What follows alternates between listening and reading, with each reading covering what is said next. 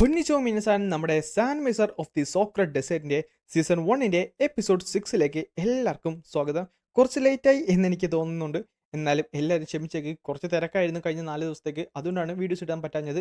എന്തായാലും നമ്മൾ വീണ്ടും മാക്സിമം പഴയ പോലെ തന്നെ വീഡിയോസ് ഒക്കെ ഇടാൻ ശ്രമിക്കുന്നതായിരിക്കും. സോ വീഡിയോ ഇഷ്ടപ്പെട്ട് കഴിഞ്ഞാൽ ലൈക്ക് ചെയ്ത് ഷെയർ ചെയ്ത് സബ്സ്ക്രൈബ് നോക്കാൻ മറക്കണ്ട.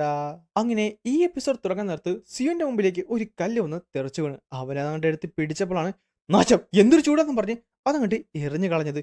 കോപ്പ് ഇതപ്പോ സ്വപ്നമൊന്നുമില്ല, ഇത് ഉറപ്പായിട്ടും ആ ഒരു നിയോൺസിലെ താഴത്തുള്ള ഒരു ഡെഞ്ച് തന്നെയായിരിക്കണം. പക്ഷേ ഈ ഒരു വോൾക്കാനിക്കുള്ള ആഷ്, ഈ ചൂട് ഇതൊട്ടും നല്ലതല്ല. ഇതെങ്ങനെ എൻ്റെ ശ്വാസകോശത്തിലേക്ക് കൂടുതൽ അങ്ങനെ കയറിക്കഴിഞ്ഞാൽ ഉറപ്പായിട്ടും പ്രശ്നമാകുമെന്ന് പറഞ്ഞ് അവൻ്റെ പാൻറ് അവൻ കീറി ഒരു മാസ്ക് ആയിട്ട് എടുത്ത് മാറ്റി.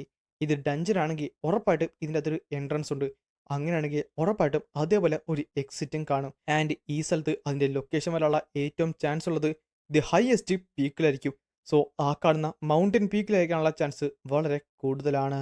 ഞാൻ ഇവിടെ നിന്ന് കഴിഞ്ഞാൽ എന്തായാലും ഈ ചൂടും ഈ വോൾക്കാനിക് ആഷും കാരണം ഞാൻ മരണപ്പെടും. എന്തായാലും മാജിക്കും ഇല്ല, മാന ബീസ്റ്റും ഇല്ല. അപ്പോൾ ഇത് പെർഫെക്റ്റ് ഉള്ള ടൈം തന്നെയാണ്.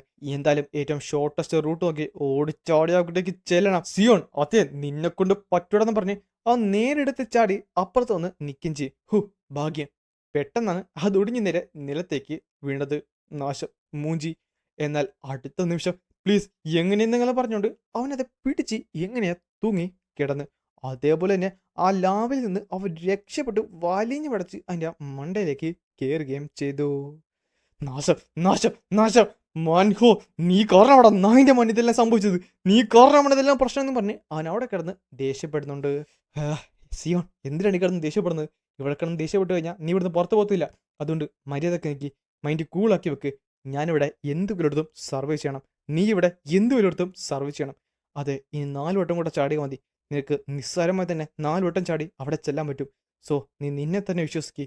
വെറുതെ അനാവശ്യ ചിന്തകളൊന്നും മനസ്സിലാക്കി കൊണ്ടുവരണ്ട. നിന്റെ ലൈഫ് ഇവിടെ ഡിപ്പെൻഡ് ചെയ്തിരിക്കുവാണ്.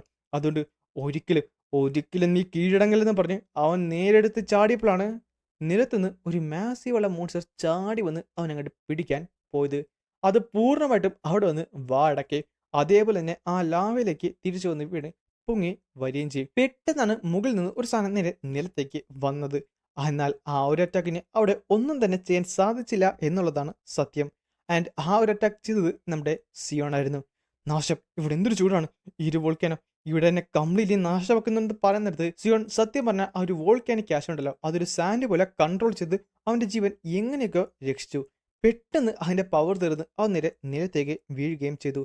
നല്ല ഹൈറ്റിൽ നിന്ന് വീണുകൊണ്ട് ആ ഒരു ക്ഷീണം കാരണം, ആ ചൂട് കാരണം അവൻ പിന്നെ എഴുന്നേക്കാൻ പറ്റില്ല. ആ ഒരു ഡഞ്ചൻ അവനെ കംപ്ലീറ്റ്ലി കൊന്നു തിന്നാൻ പോകുവാണെന്ന് അവന് ഉറപ്പായി. നാശം, ഞാനിവിടെ കിടന്ന് ഞാനിവിടെ കിടന്ന് ചാകുമെന്നാണ് തോന്നുന്നത്.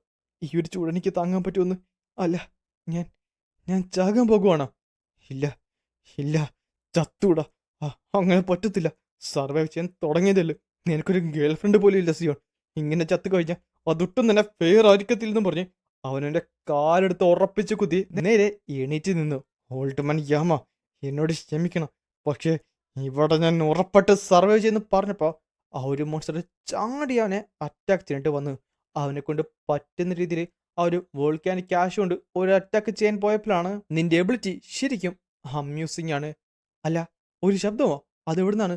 ഓൾഡ് യാമ, താങ്കളാണോ? സാൻഡ് മാനിപ്പുലേറ്റിംഗ്, ശരിക്കും അമ്യൂസിങ്, ട്രൂലി അമ്യൂസിങ്. പെട്ടെന്നാണ് ആ നില മുകളിലേക്ക് നോക്കിയത്, കോപ്പാണെന്ന് പറഞ്ഞുകൊണ്ട്. പക്ഷേ അവൻ നോക്കിയപ്പോൾ കണ്ട കാഴ്ച ഒരാൾ നേരെ നിലത്തേക്ക് വന്ന് വീഴുന്നതാണ്. അതൊരു കിളവനായിരുന്നു. അവൻ ചിരിച്ചുകൊണ്ട് നേരെ മുകളിൽ നിന്ന് താഴത്തേക്ക് വീണുകൊണ്ടാണ് ഈ ഒരു എപ്പിസോഡ് ഇവിടെ അവസാനിക്കുന്നത്.